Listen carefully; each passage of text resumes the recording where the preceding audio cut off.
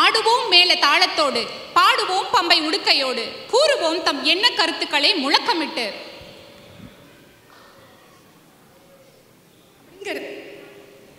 அப்படிங்கிற வகையில் அடுத்த நிகழ்ச்சியானது, நம்ம எல்லாரும் பறை இசையை தனியாக கேட்டிருக்கோம், மிருதகம் இசையை தனியாக கேட்டிருக்கோம் இல்லையா?